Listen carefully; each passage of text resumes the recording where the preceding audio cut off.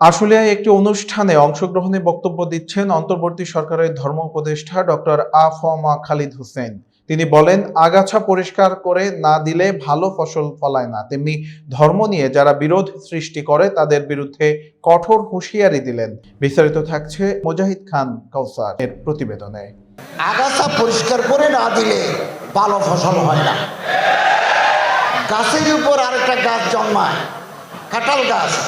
আপনি দেখবেন কিছুদিন পরে বট গাছের চারা, ওই পাখি এসে ওখানে পায়খানা করে ওখান থেকে চারা গোছায়। এগুলোকে বলা হয় পরগাছা। পরগাছা যদি সুযোগ পায় মূল গাছকে শেষ করে দেয়। আপনি 2025 সালে যদি কাঁঠাল গাছের উপরে বট গাছের চারা দেখেন, এখনই গোড়া কেটে দিতে হবে। আর না হয় 20 বছর পরে, 15 বছর পরে কাঁঠাল গাছ থাকবে না, বট গাছই হয়ে যাবে। আমাদের জীবনে আমরা বেদাতের সাথে আপোষ করতে পারি না, শিরিকের সাথে আপোষ নাই। এই ব্যাপারে আমাদের সতর্ক থাকা দরকার। মুসলমানদের জীবনে সুন্নাহর গুরুত্ব অপরিসীম।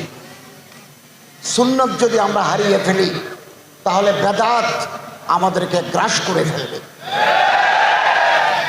তো যদি জায়গা পায় তাওহীদ বিদায় হয়ে যায়, আর বেদাত যদি জায়গা পায় সুন্নত বিদায় হয়ে যায়। দ্বিতীয়ত আমি সব জায়গায় বলে থাকি, সেটা হচ্ছে ওয়াহাদাতে উম্মত।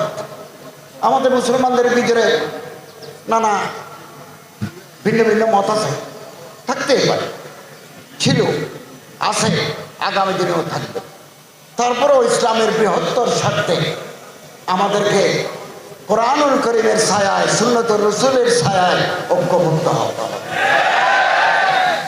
By shunning our petty differences, we must unite under the banner of Tawheed and Sunnah to thwart the evil designs of adversaries of Islam.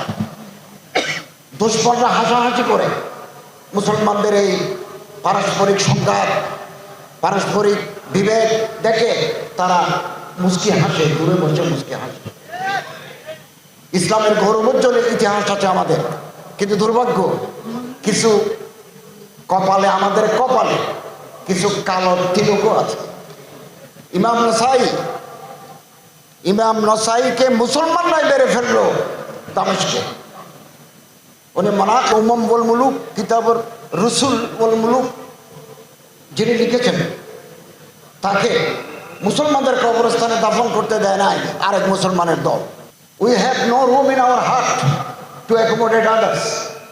আমাদের অন্তরের ভিতরে জায়গা কম। আমি আমার দল, আমার গ্রুপ ছাড়া অন্য মানুষকে আমি কলিজার ভিতরে জায়গা দিতে পারি না। আমার কলিজা ছোট। আমাদের মুসলমানদের কলিজা বড় করতে হবে। ছোট মনের মানুষ দিয়ে বড় কাজ হয় না, হোক না। দুশ্মনের সরকুবিকে নিয়ে আমাদেরকে ঐক্যবদ্ধ করতে হবে। আলহামদুলিল্লাহ।